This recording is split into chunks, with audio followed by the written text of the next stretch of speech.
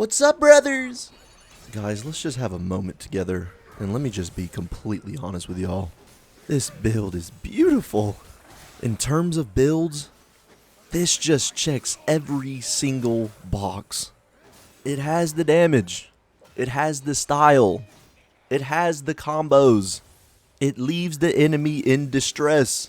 And there is quite literally nothing they can do because they are frozen. They can't move. Guys, today I'm going to be showing you the most magnificent, unstoppable, the ultimate Frost build that you have ever seen. But before I show you this excellence, 97% of you guys that watch my videos are not subbed, so smash that sub button until it is frozen solid. Just to make sure that you don't miss any future uploads. I will honestly dance for you, if you want. But anyways, I hope you guys enjoy the video. Honestly, I think this has been the most fun build to use. And that is mainly because if you use this build, there is not just one combo that you use every single fight.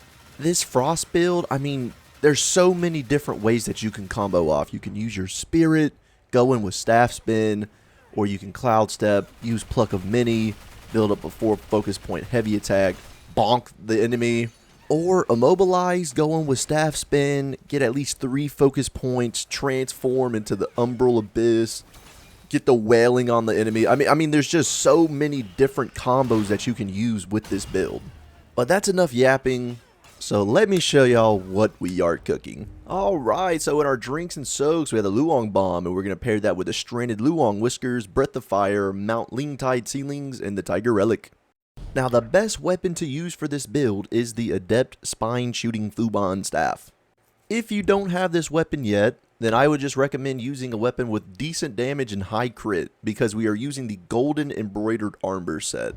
What this armor set allows us to do is just continuously build up ki, so we can just keep on spamming our Spirit, and we're using the Apramana Bat. And we're also going to be using the Fan because it just stun locks almost every single boss in the game. Now for the curios, we're getting a little wicked with it today, okay? We have the Amber Prayer Beads, and we're going to be pairing that with the Daoist Basket of Fire and Water. This curio is going to make our Umbral Abyss transformation just do more damage. With that being said, we're also going to use 2 Snow Fox brushes, because the downside with using the Umbral Abyss transformation is that it lasts for like 0.3 seconds.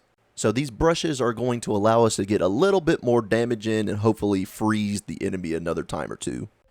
If you don't have 2 Snow Fox brushes, then I would just recommend some Cat Eye Beads just for some more crit. But in our gourd, we're using the Immortal Blessing Gourd to buff our attack damage. Now in the foundations page, max out Staff Spin, max out your crit chance, max out crit damage if you can, and that's pretty much all that you want for this build. We are of course using the Smash Dance just because I love it. Now with Immobilize, we upgraded it until we got Spirit Shards just so we get mana back when we crash the Immobilization. Our Cloud Step is maxed out if you can, and go ahead and max out your monkeys. The boys go crazy with this build. And in the transformations, get a point in Cold Edge, buff up Snow Veil, is going to increase your frost damage. Max Evergreen, go ahead and max out Hidden Might, and then max your attack in your transformation as well. For the relics, nothing too crazy going on here. We're just looking at the 1st and 6th relic. First one, get Eagle Eye or Keen Insight, and then for the last relic, get Unified Minds. All the other relics you can just play around with to your discretion. Doesn't really matter, except for the 1st and 6th one. But that is the build, so let's get into some action.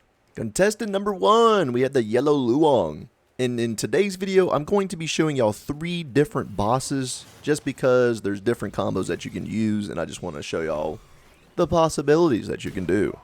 But here, we Cloud Step, sipped our gourd, Pluck of Many, used our Spirit, he's frozen solid, and then we're just going to run in and try to get some Staff Spin just to build up some focus points. Getting some good damage in. Once we have at least 3 or 4, we transform into our Umbral Abyss, and then just look at the amount of damage that it does. Just completely shreds. And the ranged attacks when you use the ability on this transformation is just crispy. But let's just take a gander of what we have at the moment. We have more than half of our mana, full gourd, we have our Fan, we have Immobilize, we have Cloud Step, and we still have our boys beating on the boss. Like, I was testing this build yesterday, and I was just realizing how many resources that you always have left over, and the resources that you don't even have to use to just completely decimate a boss. I think that is the true power of this build. But anyways, let's get into the second boss. Alright, we have contestant number 2, the Scorpion Boy. The dude that cries over spilled milk, but I guess in this case, spilled wine. And I don't know about y'all, but during my first playthrough, I ran into this guy for the first time, and my goodness was he beating my biscuits. But it is time to wreak our revenge upon thee. So with a boss that I know has absolutely no chill, I like to run into a corner with Cloud Step and then leave my clone in the corner, and then drink, summon the monkeys, and then we're going to use the fan just so he stays in this corner. Going in with Unveiling Strike, using our spirit to freeze him, and we're going to go in and try to get some staff spin just to build up some key back. He's completely running for his life at the moment, so we're just going to let him dance for a little bit. We still have infinite amounts of spells. Going in with a massive heavy attack, just chunking the boss. And as you can see again, boss almost dead. We still have our immobilize, we still have our transformation, almost a full gourd.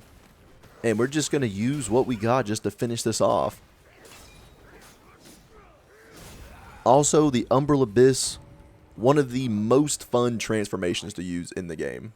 Would definitely 10 out of 10 recommend using this transformation. Alright, so the third and final boss that I have for you guys today is the big scorpion spider dude. The 100-eyed Deus Master, that's his name. By the way, first time using this build against this guy, so I had literally no plan of going into this fight except for to freeze, win, and then leave. Every time I encounter this boss, I just enter the arena and then quit out because, I mean, it takes forever for the spider daughters to, I guess, die or go away. I mean, they kind of just melt into the ground. I'm not really sure what's going on, but it is definitely quicker to just quit out and then just run back in there. But yeah, haven't really been explaining the strategy, and that's mainly because we just did not have one. We just use our spirit, and then we just try to staff spin to build up this spirit, trying to get him into phase 2. And then for this, since he does get countered by the needle, we are going to run the needle just because it completely nullifies phase 2. So we're just trying to do what we can to get him down there. But we summon our boys. Our monkeys are definitely going to get him to the threshold of phase 2. And we're just waiting for that animation. And as soon as we see that animation, which is right here, throwing a sword down, instantly use our needle. And then we're just going to go in with some staff spin to build up our key so we can get our Apra mana back. Now, after the cutscene, we're going to have a 4 focus point heavy attack. We have our transformation still. We got our spirit back. So, I mean, it's GG. There's just absolutely nothing you can do. Look at him. Goofy. Frozen. Transformation. And instantly use the ability on the Umbral Abyss. And it just does so much damage. Like, if you transform with at least 3 focus points, then you can instantly use your ability in your transformation, and every single heavy attack, I swear to God, it's critting. But yeah, you beat the boss, and then the cutscene plays, and then you see all the little shotties. But anyways, that's it for me today, you guys. I hope y'all enjoyed the build. Like I said, it has been a complete blast to use. Some may say that this build is just straight ice cold. Jesus Christ. Anyways, leave a like on the video. Comment down below what you think. Of course, subscribe if you're new. Y'all enjoy the rest of y'all's day. Y'all be safe out there. Have some fun. Don't do anything too crazy. And I will catch y'all in the next one. Peace!